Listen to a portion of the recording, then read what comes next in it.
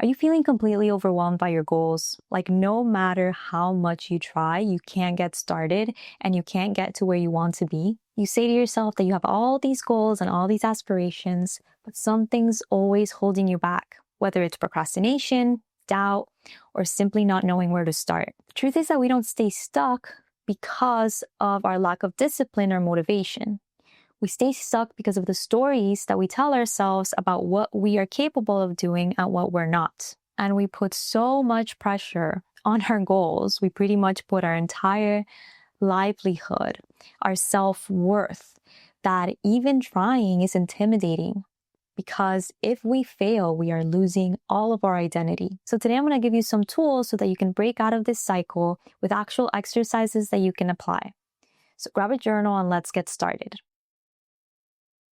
Before we move forward, it is really important that we acknowledge what isn't working right now, because change is a mindset.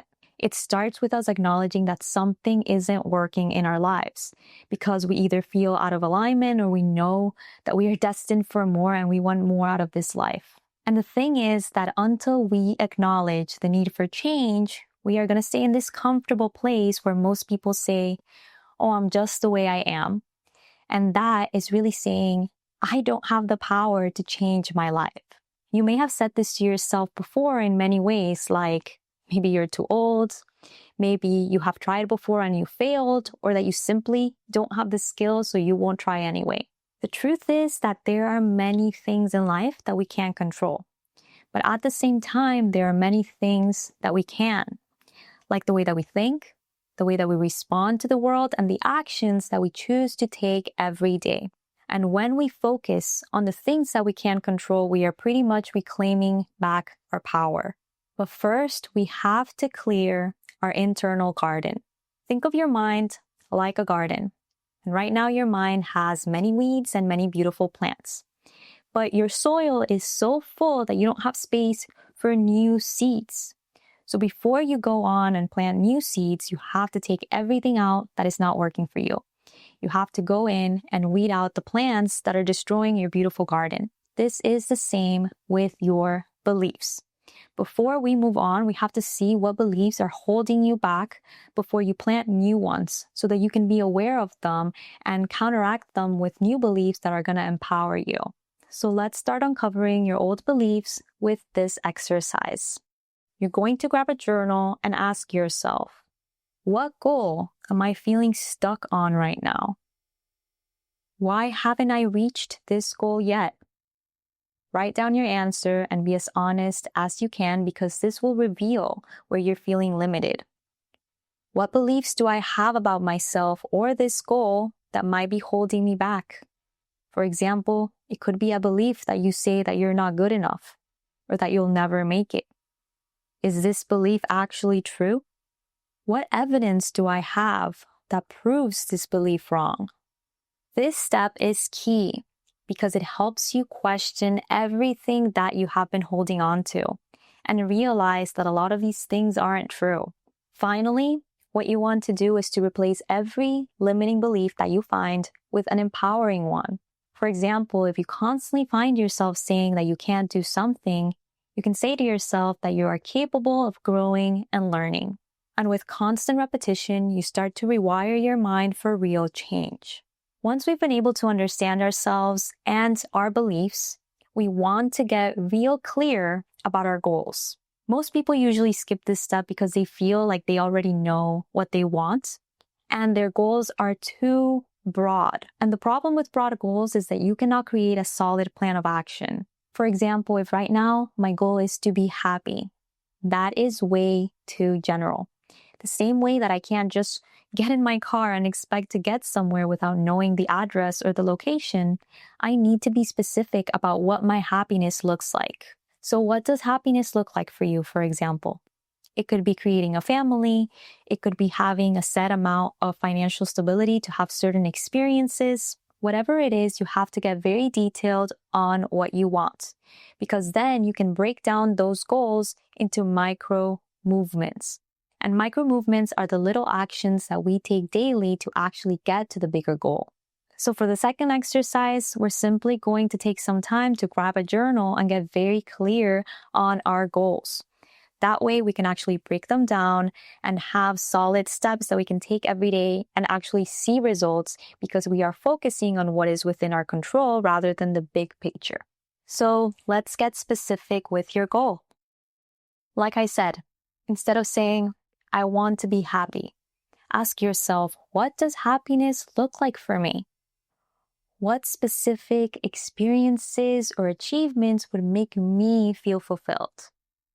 And what small steps can I take daily to get closer to that goal? The more clear you get with your goal, the easier it will be to break it down into actionable steps. And this is where the shift happens, where you're moving from a wanting state of saying, I want that thing, and actually moving and saying, I am taking these steps to actually get to that goal. And that is what creates actual change and momentum in your life.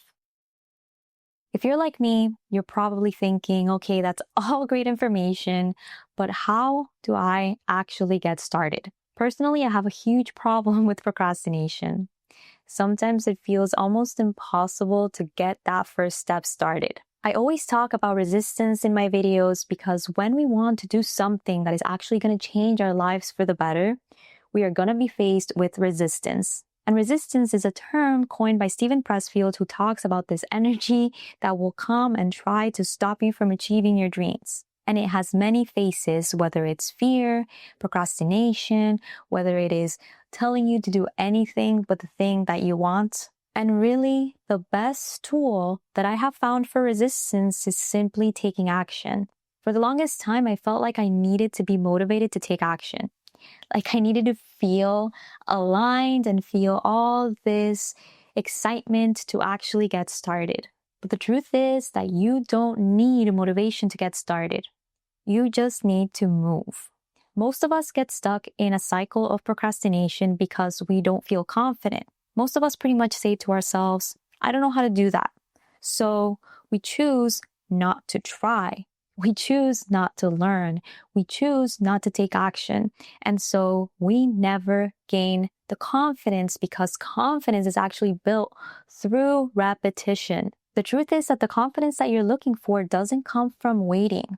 It comes from taking action. And once you understand that, then you give yourself the permission to be bad at something and actually trust the process and eventually become good at it. So how do we trick our brain into starting something?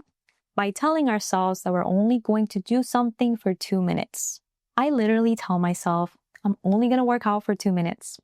I'm only going to write 2 sentences. And usually, like 99% of the time, I find that those 2 minutes actually turn into like 30 minutes of work. Because the truth is that the actual work is never as bad as our mind makes it out to be. So for the third exercise, I'm going to leave you with a quote from a YouTuber I used to watch, whose name is Brian Johnson, and he would always say, what does feeling like it have to do with it? The truth is that your feelings don't have to dictate your actions. Your actions actually dictate your feelings. And when you remind yourself that feeling like it doesn't have anything to do with the action that you take, and you pair that with the 2-minute rule, you'll get a lot better at getting started. Whatever goals you have right now, the key to achieving them is consistency. And consistency goes deeper than showing up every day. It is about embodying the person that naturally shows up every day. So let's talk about identity. The person that you are right now is an accumulation of everything that you think, everything that you speak, and everything that you do. So your experience right now is an accumulation of everything that you have thought, said, or did in the past. What you're experiencing right now has been caused by the choices that you made at some point in your life. This pretty much is the law of cause and effect and play, which says that every action has an equal or greater reaction. And the reality that you experience today is a result of your past actions. If we want new results, we need a new cause. And that cause is you. To create lasting change in our lives, we have to redefine who we are. We have to embody the person that actually thinks and speaks and acts from the place of the goals that we want to achieve. So the key to consistency is actually becoming the person that naturally shows up every day for the goals that you want. It's about shifting your mindset, your words, and your actions to fit the mold of the person that actually has achieved the goals that you have written for yourself. So then your goals don't become things that you want to achieve, but rather qualities that you need to embody. And when you really start to focus on that identity shift, then consistency doesn't feel like a chore. So for our last exercise, let's redefine who you are. Ask yourself, who do I need to be today to align with my goals? Maybe it's someone who prioritizes their health, who takes the time to journal or practices mindfulness. Visualize yourself as that person.